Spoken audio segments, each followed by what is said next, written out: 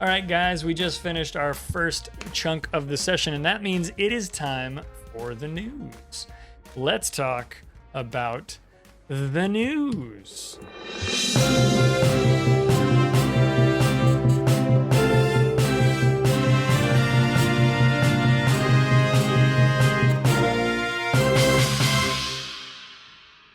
Our top story today, I just always feel like I should start it that way. Our top story today is the National Day of Spain reveal of the Spanish cruiser Canarias. This is a Spanish cruiser that is coming to the game. It's going to be the first Spanish ship in World of Warships. This is big news. I'm very excited about this myself. Thomas is excited about this because he is both from Spain and lives in Spain. I don't know if that's true, but I'm going to accuse him of that and make that my party line there. No, but this is the news. We are talking about this. Check this out. So World of Warships tweeted this earlier today. It says, for the National Day of Spain, we're revealing the Spanish cruiser that was featured in the Guess the Ship challenge that we issued several weeks ago. Canarias. I don't know how to pronounce that properly. I'm probably close enough for an American. She will become the first ship to represent a new nation in World of Warships, Spain. So this is pretty exciting. People have been talking about this boat and it coming to the, not this boat necessarily, but Spain as a possible nation for World of Warships. You've seen this bandied about on things like the forums and on Twitter and these places where people talk about World of Warships. So this is kind of exciting. So somebody commented over here, Kablama says, it's a county class cruiser. It is, and we're going to talk something about this real live ship here in a little bit. I think this ship looks fantastic. I like these like Spanish flag looking banners that it's got on there. It's 1, 2, 3, 4 turrets, double barrels each. We'll talk about what we think those guns might be here in a moment. Over here in the tweet, it does say that they teased this several weeks ago on Guess the Ship. They did put together a little article here about it on the dev blog, and I will throw this dev blog article in here for y'all. Best Spanish cruiser since the El Camino, my buddy and I used to cruise around downtown. I had a girlfriend with a El Camino once. It was so cool. It was such a dumb car. I loved everything about it. Kimmy Char, thank you for the follow. I appreciate you joining. We've got this was the Guess the Ship image that they put up. Check this thing out. And it says, this September, during the official World of Warships 6th anniversary stream, we issued you a challenge. Guessing, what is, there's like a little dialogue up here. Go away. You interrupted me reading. We issued you a challenge guessing the identity of a ship based on its silhouette. You suggested many different historical names and variants, and the correct answer was named almost instantly. This was the picture they put out. And it says, today, due to the celebration of the National Day of Spain, we are ready to confirm that this ship is the Spanish cruiser Canarias. Soon, she will be added to the game for testing. Alongside that, a new nation will be introduced to World of Warships. Spain! Canarias will therefore be the first ship representing it. The details and concept characteristics will be announced later. Now, I don't know. This ship, you can see it's got gold text right here. I don't know if that means it's going to be a premium ship, but historically, that's been the case. When a new nation would come to World of Warships, they would put out a Tier 6 premium to kind of tease that new line. With the British destroyers, we got Gallant. With the French boats, we got the Eagle. With the Pan-Asian destroyers, we got the Anshan. I know I'm using a lot of destroyer examples here. Those are the ones that are in my head at the moment. So this will probably be a Tier 6 premium. Now, Kablamo earlier mentioned this is a county class cruiser, and it totally is. Let's take a look at this. This is the Wikipedia article for the Canarias, which I think is an interesting resource, a place to start your research, certainly not a place to finish your research. Check this first line out. Canarias was a heavy cruiser of the Spanish Navy, okay? We're not going to read the rest of that line. We'll come back later, but read the first line of this. Canarias was the flagship of the Nationalist Navy and sank 34 ships. Thomas is telling me how to pronounce it. That's fine. Canarias. Well, in Spanish, typically you put the accent, unless otherwise accented, you put the accent on the second to last syllable. That's where I was going with that. We'll find out later. Someone who speaks Spanish can help us out. or maybe even somebody who speaks Portuguese, maybe has similar pronunciation, can get us. Maybe Mara Draco can help us. Excuse me, Mare Draco can get us with that. Anyway, sunk 34 ships, including the Spanish Republican destroyer Almirante Ferrandis. Anyway, during the Battle of Cape Espartel. Pretty freaking cool. This thing is a ship that has done a lot of work in her day. Here's actually a photograph of the ship in 1977 as it was being sailed to be recycled, to be cut up and turned into razor blades. I don't know this. It doesn't say this in the article. Let me go back to here. It doesn't say that this is named after the Canary Islands, but it probably is. I imagine that's the Spanish phrase for the Canaries. And those islands are right here, just off the coast of Morocco, up here in the northwest corner of Africa. And these are a Spanish territory of some kind. So and it says here, Canarias. So I'm assuming that that is the case. So yeah, definitely interesting stuff. Scott, he says it is. So we've got at least somebody else who thinks that's a pretty good thing.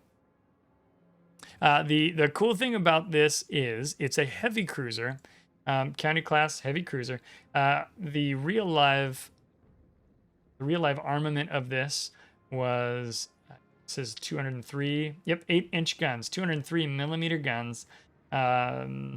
L50 Mark 8 guns in 4 turrets. So yeah, we definitely are looking at something with large guns. And it's going to be, again, whatever the trick is for the Spanish line.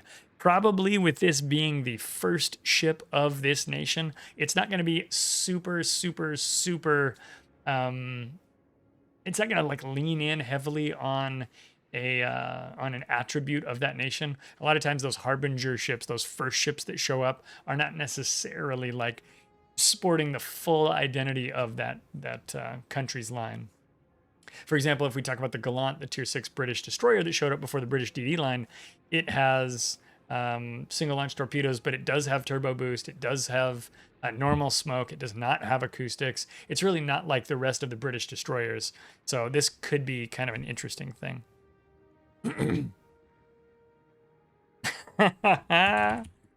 Gotta. That's pretty good. He says the trick has to be the Inquisition, which is a radar sonar hybrid button, a button that does both in one consumable. So anyhow, this is exciting stuff. We're excited to have a new nation join the World of Warships family. Welcome, Spain. We're glad you're going to come and join us and be a part of this. The other thing I thought was interesting is the predecessor to this class, and a lot of times World of Warships will skip one class or another, but the predecessor to this class is the Almirante Cervera, and this ship looks kind of British as well, honestly, and it looks like it was a light cruiser, I think. Yeah, it says it's a light cruiser with 152 millimeter or 6-inch guns. They only made a couple of these. They made 2 of the Canarias class cruisers as well. These were built in the 30s, and again, as we saw down below, they were recycled, or at least this particular hull was recycled in 1977. So pretty cool stuff. I don't know. I just thought I'd share some of that research. I just did some brief research today, looked into that. The only other thing I really wanted to talk about today was this, random mechanics and drop rates. Now, there is a lot of text on this, and I'll skim through some of it. I'll probably read more of it than I'm intending to right now. But essentially, back when there was the large CC exodus from the World of Warships community contributor program, and all of the other the troubles of 2021, when all that stuff was a lot fresher on people's minds, one of the things World of Warships came out and said was, hey, we're going to tell you what the drop rates are. Now, this article right here, that is Vizipa. What's up, Viz? Thanks for the follow. Appreciate it. This article right here is part of them explaining how they are going to cover drop rates, how they're going to handle this as we go forward in World of Warships. So it says here, commanders, earlier when we shared a list of different planned measures, this is that list I was just referring to, directed at improving World of Warships. We promised we'd publish the drop rates for all containers and random bundles over the course of 2022. Today, we're here to share some progress in this direction with you. The first drop rates are going to be disclosed on the Chinese server. This is some scheduling stuff. They're telling us when this is all coming to pass. As far as existing containers, which are currently on sale in the armory, we will likewise disclose all of their probabilities no later than April 22. So their intent is to try to get all of the boxes ready to go by April. In short, this is the really the key takeaway chunk. Oh, sorry, let me scroll it down a little bit. In short, it says starting in November of 2021, all new containers and random bundles that are sold or will be sold with drop rates disclosed after April 2022. This will be true for all obtainable containers and random bundles in the game. So they're going to put together a graphic, it looks like this, which they're going to include when they talk about random bundles. They're going to have a picture of the box over here, and they already do a thing that looks kind of like this. What they've done here is added the percentages on top of these options. So it looks like what's going to happen, and again, I haven't read this in extreme detail, to be fair, I skimmed over it, but it looks like what we're going to do is talk about these are the things you could get. 10% chance of getting coal, 22% chance of getting credits, 30% chance of getting camos, because of course it would be, and then an 8% chance of getting a ship.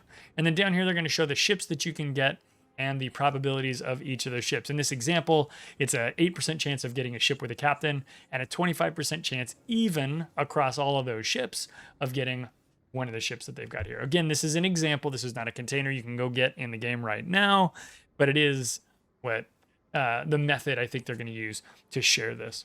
The contents of each container can be one of two types, a specific item or a group of items, as it says here. When a container is opened, the first thing that is determined is which type of item or item group should drop. If an item group drops, then the specific item inside that group will subsequently drop based on its, it says here, is determined with equal probabilities. So it seems like they won't do 50%, for example, 50% chance of Warspite, 20% chance of Dunkirk, 20% chance of Perth, and 10% chance of Arizona, for example.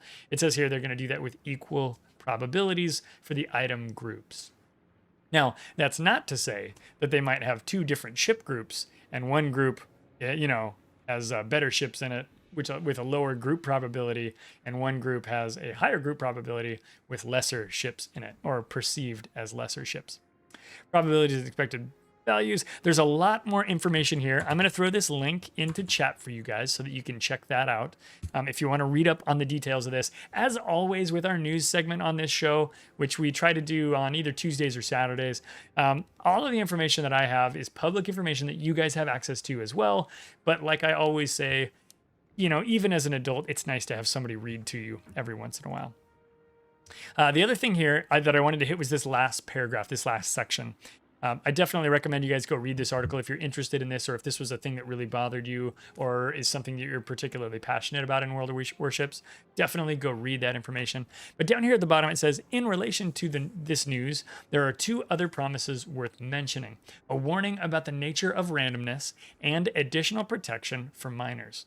In the next months, all containers and random bundles which are sold for money or doubloons, A, will have a warning about their random nature and the need to make weighted purchases, and B, will have an 18 plus age confirmation prompt before the purchase is made. A Brown 4718, thanks A Brown for the follow. We're glad you're here. Lastly, and following another one of our promises, we continue to search for alternative purchasing mechanics that don't necessarily involve a random factor. For example, in 1019, using the auction for early access to Tier 10 German battleship Schlieffen instead of random bundles or containers. I think that's kind of a cute statement they've made there at the end of this, which is, man, it'd be really easy for us to just, I don't know, it just seems so hard to just list things for a price and have you guys buy them. So we're going to look for weirder ways for you to buy stuff, like an auction that only some people get access to. Listen, Wargaming, I get it. Sometimes you don't want to just want to like put a sticker price on something. But the idea that it's complicated to come up with ways of selling things to people, like naming a price and putting it on a website, that does make me chuckle a little bit. If you guys participated in the auction house, I have absolutely no problem with that. I think that's fine. It's not for me, at least not for tech tree boats with the balloons. But definitely, you know, I told you earlier I bid on the coal. Heck yeah, why wouldn't I? Coal is slow to get, credits is a little faster to get. But I had no illusions of getting it, and boy, I did not. So the last thing I will mention, guys, is there is this article which I have not read and I will not read and try to solve right now on this stream. It is way too in-depth. This is my favorite kind of article that World of Warships puts out. And this one actually came out back on the 6th. So it's been out for about a week and I have not had the time to read it, but I want to read this. It talks all about submarines. It talks about popularity. It talks about their popularity in ranked battles. It talks about their capabilities. It talks about the damage they do and receive. There is so much data here. This is a wonderful, wonderful, wonderful resource. I think, I haven't read it yet, that World of Warships has put out for us. And I definitely want to read this and talk about this article at some point in the future. So keep me honest, come back, hang out with me again in the future. Tell me, hey, we wanted to talk about that submarine thing. Or maybe you don't. And in that case, just don't bring it up again. And we will try to get to that article. If you are interested in that article, I will also be posting that into chat right now. You guys can go check that one out on your own. But again, like I said, sometimes it's fun to have somebody read a story to you. I am here to be that person. And I really appreciate you guys giving me a little patience and a little time to look into that and come up with kind of my take on that. I don't want to just give a hot take. I want to read that article, mull the data, think about the graphs, think about how I think that affects the ecosystem of the game, and formulate some real live opinions on submarines and what's going on with that. So anyway, I just wanted to let you know this information is out there. But the big news today, again, is that we're going to get Spanish ships in World of Warships. Very exciting stuff. Where did I find out about this? Well, I found out about this on Twitter, but also I found out about it in the Clyde Plays Discord. It is a wonderful community of fine people just like yourselves. If you guys want to hang out with us on Discord, we talk about ships in there all the time. I just put the link in chat. You guys can click that link and get yourselves invited to the Discord. We do ask, of course, that you be cool in there, keep things safe for work. But it's a great place because there are people just like you who are excited about World of Warships, and we're sharing things like, hey, don't forget to go to this article. There's a free day premium in there. Hey, did you know they're going to bring in Spanish ships to the game? Oh my gosh. Hey, did anybody buy this boat? Does anybody know how to build a captain for this boat? There's exciting stuff going on in there, or at least not exciting. If not exciting, it's a great little community of folks who give a crap about this game, and we have a good time in there. So definitely, if you want to be a part of that, we'd love to have you come join us. I also mentioned my YouTube channel a couple of times today. If that's the kind of thing you would like to be a part of, I'll drop that link in chat as well. You can swing on over there, give me a follow there. When we do get great content like this, we try to put that out on YouTube, keep people informed, and we do battle videos and other fun stuff over there as well. Okay, I think that's enough with the sales pitches. We will get right back. Scott is like, I get excited to talk about ships on on Discord with folks. Heck yeah, Scott is definitely one of our prolific contributors there. Sir Andrew is always dropping some great knowledge. Not Odysseus from chat is dropping good information in there. Burger Witoscope is a good visitor. Bowmaster's in there dropping great pictures from SnowRunner. So definitely, we'd love to have you guys come join us there and contribute in a meaningful way to that community. So, okay, guys, that's all I've got for news. We are going to swing back over to World of Warboats.